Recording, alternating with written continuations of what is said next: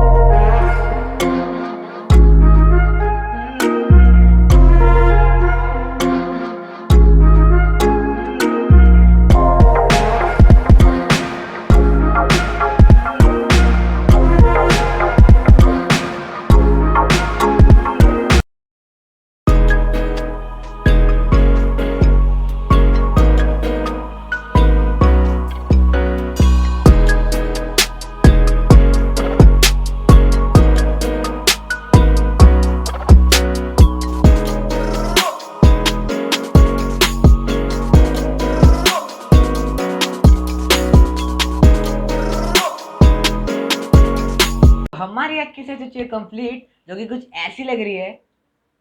कैसी लगी आपको आज की वीडियो कमेंट सेक्शन में जरूर से लिखना।